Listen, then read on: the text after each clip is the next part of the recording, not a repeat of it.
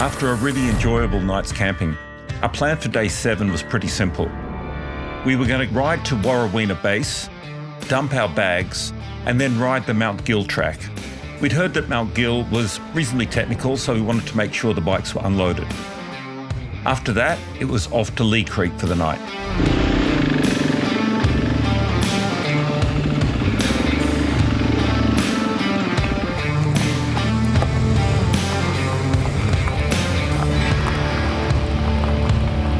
Now, our trip up to this point had pretty much gone off flawlessly, but this is where it all started to go pear-shaped.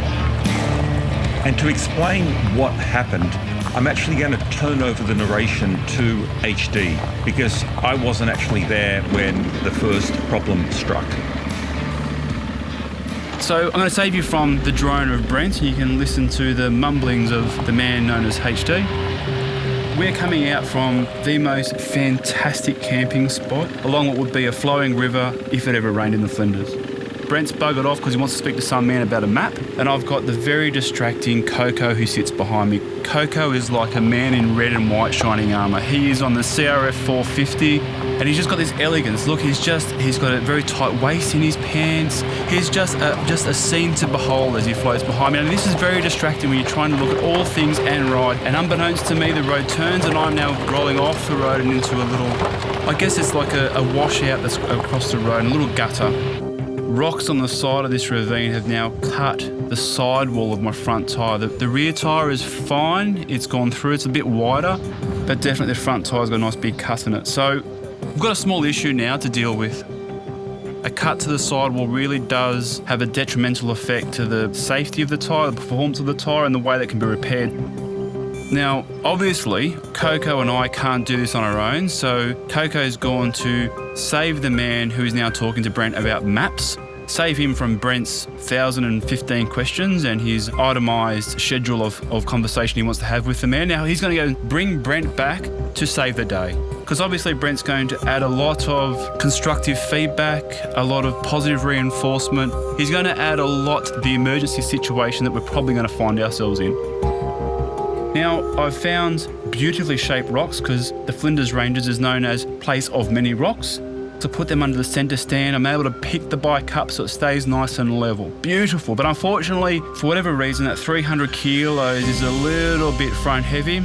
But place of many rocks has many rocks that I can hang off the back of the bike, and that gives me some counterweight to save it from falling over me when I pull the front wheel off. Now, the front wheel comes off nice and easily. Take these big calipers off, beautiful. I now take the front axle off. This is fantastic, and the wheel comes straight out. Beautiful, very happy. Success is my friend. But you can see this gaping big hole in the side of the tyre. Fortunately, on pre-ride meeting 17 in Excel revision number 4, tab 3, cell C9, it mentioned that a patch for tyre should be carried. We take that patch, we abrasively rough up the inside of the tyre, and we glue that onto the inside of the carcass. We all know that this probably isn't going to fix our little dilemma, but we're going to try step 1 first. So, tyre goes back on. We let the, how did he describe it, Brent? How he described it? We're going to let the patch emulsify. Was that the word he used, emulsify? It was a great word regardless. Word bingo is 1 to Brent. We've let that dry. We now cross our fingers for one of two things. The compressor that I hold dear to my heart, which doesn't really pump anything up, for that to work and for the patch to hold. Now, unfortunately, we get X's in both of those. My little compressor is not so much compressing, and the patch you can see here with the bubbles going through the water, that it's not holding air. So we need to go to the next step, and next step is a tube. So first thing first, tyre comes off again, and now this TPMS, the tyre pressure monitoring system, we undo that so we can poke the valve through on the tube. And now you really need to be careful when you're levering on a tyre, when you've got a tube in there, that you don't pinch it, because all you do then is make more problems than you're trying to fix, and there's more patching to be had. Fortunately, Brent has his catalogue ordered, pre-packed, pre-primed compressor, and it pumps up the tyre in a matter of minutes. The side of the tyre is not happy. It's a big gaping hole where the rock went through it, but it's holding air, and we've got pressure in the tyre and confidence enough to ride through to our next point where we need to pull over and make a decision. and that's going to be at Warraweena station. Yeah. So it's got a tube behind it, which will stop And the the patch. tube. Push it. Yeah, it's got a patch behind it, Yeah. which will stop the tube from blowing out there. But I don't know about the carcass is going to stay together or not. Yeah. So we'll go for a ride today, and then hopefully it's okay, and then hopefully get a tire in Leigh Creek. We won't do Mount Gill, will we? Yeah. Oh, you I'm not coming away here just to not do Mount Gill. He wants to make sure that when we have to get someone to retrieve the bike, It's catastrophic. It's catastrophic. Yeah. As far away as possible. You might want to just remember that phrase, it's catastrophic.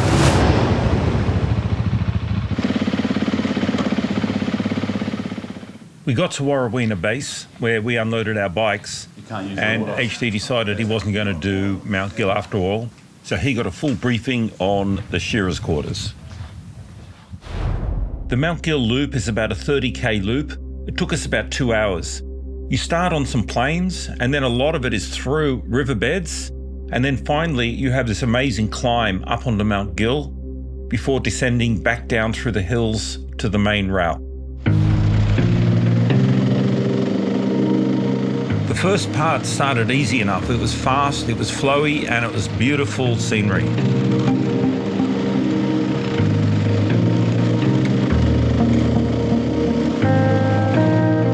Then you hit the creek beds, and this is where it became more technical. And not technical as in you're not going to make it, but technical as in it's slow, there's a lot of rocks, it's a lot of balance, there's a lot of sort of deep sand. And if you love that sort of trials type, balancy type riding, then you will love this ride. It is a lot of fun, but it's actually quite physically tiring.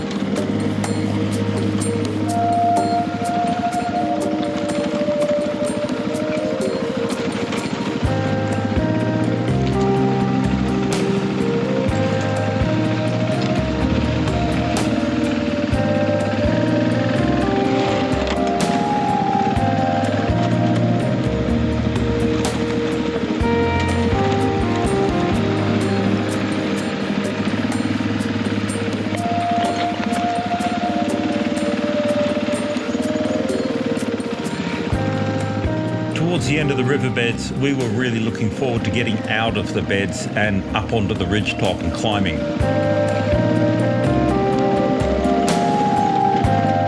But the climbing didn't give us any sort of reprieve. It was tough climbing. It was big, steep, loose rocks. It made the climbs tough work.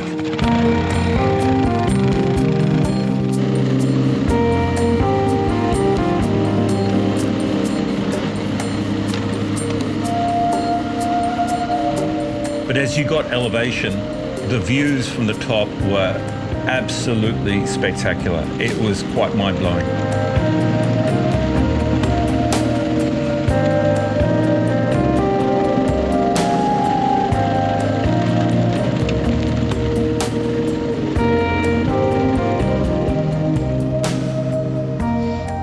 You okay? Tired, but okay. Yeah. Okay. And the ride back down was just as spectacular. You sort of rode along the tops of these hills, again with just incredible views all around you. If you've got time to get out to Warraweena and ride Mount Gill, I promise you, you will not be disappointed. We then loaded up our bikes again and we made way to Leigh Creek for the night. We arrived in Leigh Creek, we found our hotel room, and then we proceeded to make a new plan based on HD's damaged tyre. We're down here, and she said we can sort of ride the motorbikes up front. There's a car park there. So that means that we are further away from beer than we are now.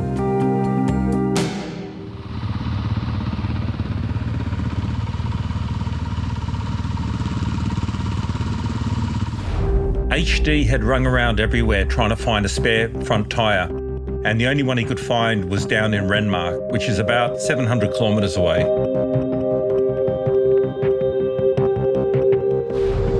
So we set off on this long leg, but planned to break it up with a couple of stop-offs along the way.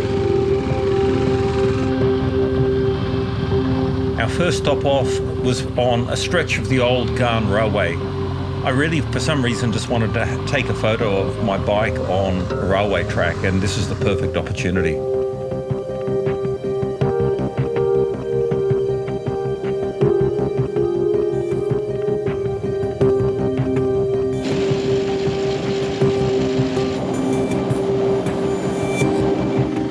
Then we did a ride through Warraweena Gorge, which we didn't actually get to on the way up. So we felt it's important for the guys to actually see this incredible gorge. This is the point where things really went pear-shaped. And I'll spare you the details as to why, but basically after Hawker, the three of us split up, and I'll hand over to HD to explain what happened. So here I am on the 1200 in a race against time. A race against time against the front tyre letting go, and a race against time to get to Renmark, where the only tyre available within 600 kilometres is in a shop ready to close at 5 o'clock. I pull into a town called Morgan to get some fuel. I leave Morgan, go up a hill, and it just doesn't feel, there's something that's not quite right with the bike. Not a vibration, but definitely something that's unsettled. And it's really hard to work out what it is on a big bike with knobby tyres. So I pull over, have a look at the back of the bike, and it's got a little bit of weeping coming out of around the diff, and I've got an hour and a half to get to Renmark, so it'll be fine. Start the bike, pull the clutch in, drop it into first gear, take off nice and slowly, didn't even roost the gravel, which ordinarily I would. I don't think I've ever stopped and not roosted gravel at anyone. So now I'm going to take off nice and slowly, and I think this is the problem.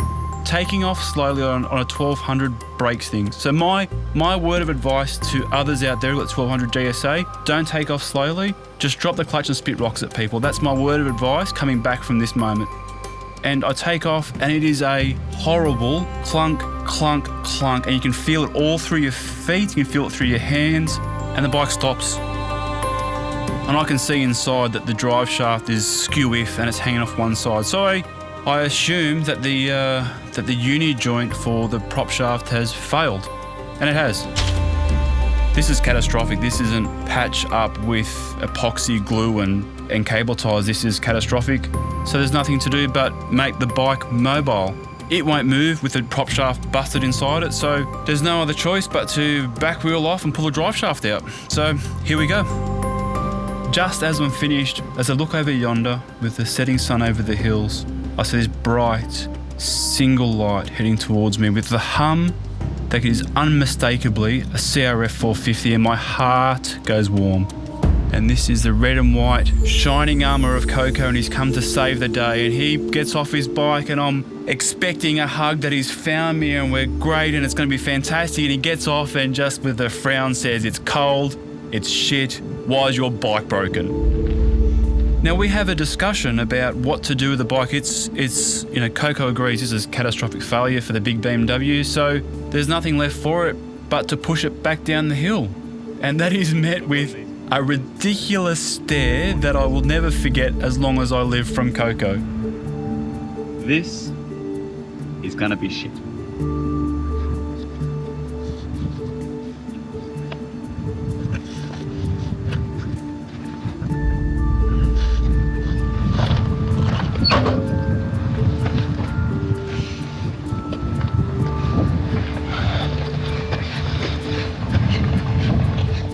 You know what though?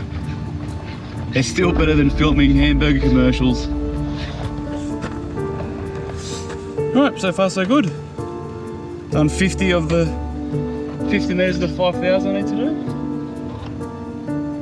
Coco shows a true sign of chivalry, gives me his bike so I can go down to the locals and try and work out a way to get a trailer to get this bike back out of the truck stop and into town.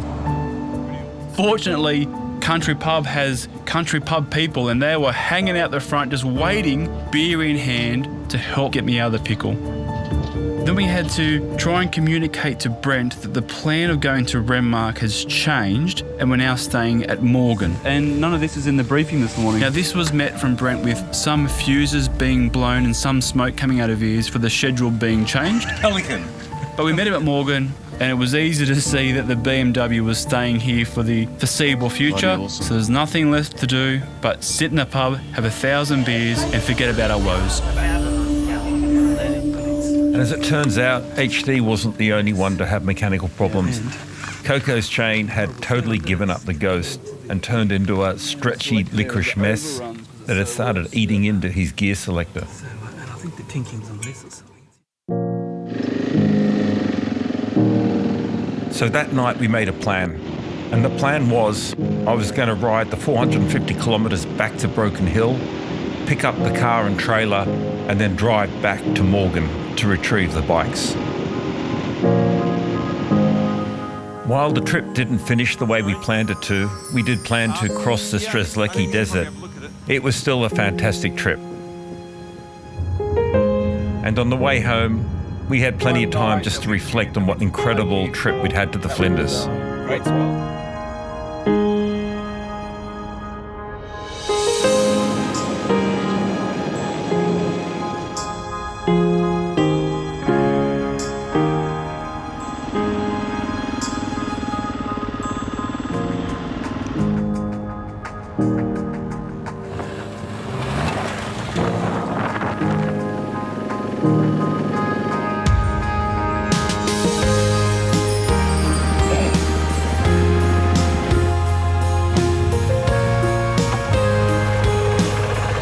I set myself the goal of trying to capture the feeling of the Flinders. And did I do that? I think I probably partially did. But as I reflected back on the trip and I compared it to my solo trip last year, the one thing that I realised is that I enjoyed this trip so much more, and it was sharing it with mates. Even if they are a bunch of pelicans, just being able to share such an incredible adventure with some good friends really made this trip incredible. And if you like rocks. Rocks. If you like rocks, we got the place for you. This is the place to go.